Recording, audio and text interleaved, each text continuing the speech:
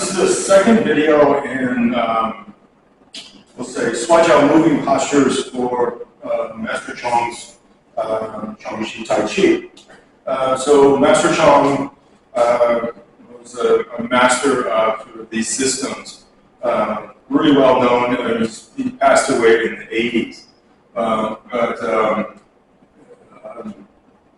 In his approach to Tai Chi, and I've explained this in other videos, every system of Tai Chi has some form of an integration, right? Different methodology or application things, or even systems. And Master Chang's is the same. And I think that when these masters created these systems, they were, drawing from different things that they felt that would benefit people for application primarily. Anyway, so if you're doing the Tai Chi and you're just doing it for health and wellness, these will greatly benefit you as well. And I say that because they're going to require you to use your legs more, potentially stretch your balance and your strength and your stability more than some of just the core Tai Chi movements. And if you're doing Master Chang's Tai Chi and you're doing it because you want to use it for that, but you also want to learn the application and be able to use it in that way, learning these additional postures, and as you see them later on in other form content that we have, it will make it make more sense. But so there's I don't know, the heading on the video, I would say 36 of these, I may do 4 dozen. I'm not really for sure yet. But we see how it goes. But these are all throws. And I'm thinking I'm going to do 3 dozen singles, and then, like in the Tai Chi, I have another series of these. And my goal is a couple of dozen single postures, and then combining 3 or 4 postures together to make a small run of movement, and to help the person to transition into doing the long form.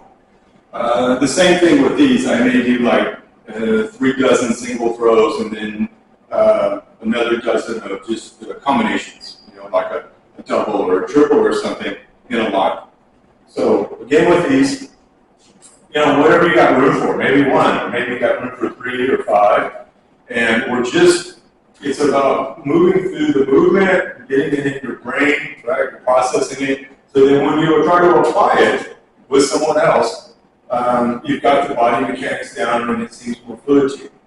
So in this video, we're going to look at outer leg cooking. And as it relates to Tai Chi, golden rooster stands on one leg. It's the fundamental mechanics of this movement here, right? And with this, we're going to use it to also wrap the arm, and we're going to hook with the leg, right? So instead of me doing this, I'm going to do it this way. Now, you can do it straight up, down, straight up, upright, like this, and work through the move. Or you can lean forward, right? Because if I grab this guy's arm and I'm hooking his leg, I'm going to try to topple him, right? And so I want to work those core muscles to strengthen them that will potentially do this move. If you're 25 and you're watching this, I don't need to do that. Well, maybe you don't. But maybe you're strong enough to do the movement and it's effortless for you. But I will say this. The more that you train that movement, potentially the more speed that you can generate, and potentially the more force. So the smoother I get at doing this movement without any hesitations or weakness in my structure, I'm able to execute that movement even better. So again, whether I do it for health or application, it's still a valid reason to practice these moves and try to develop. One more note on that. So in Shuai Chiao, we have a series of a couple of dozen forms those forms, some of them are specific and it is an actual, the mechanics of a throw, and then some of them are an action that would incorporate into a few throws.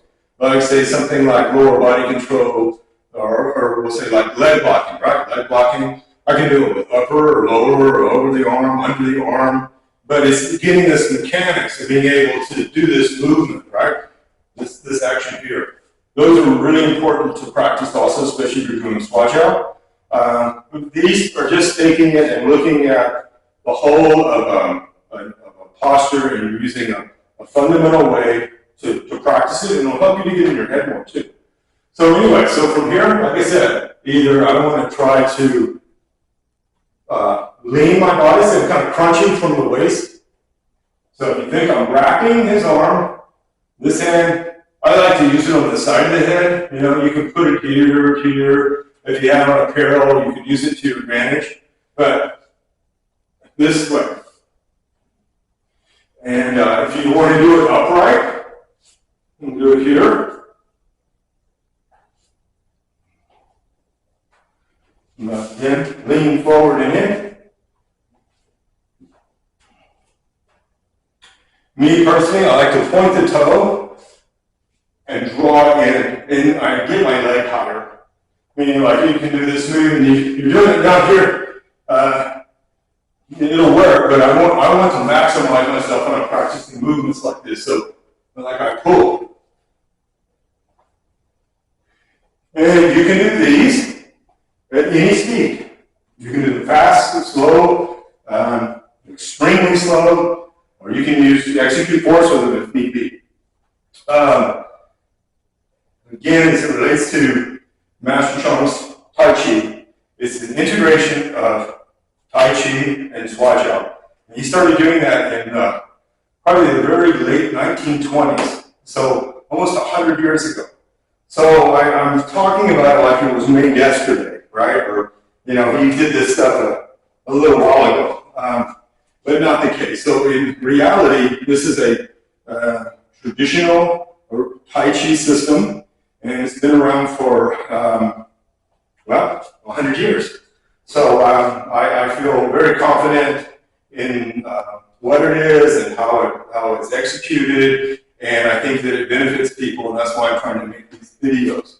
So again, here, 1, 2, 1, right? 1, 1, 1, 1.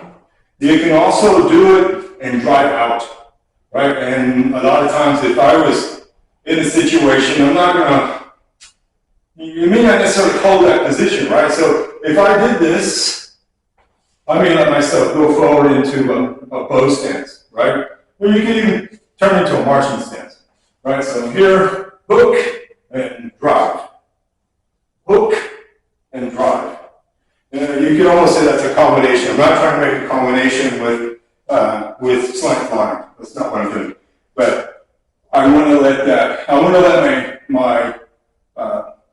my energy keep moving. I've done this thing, and then I let it go. And let it go.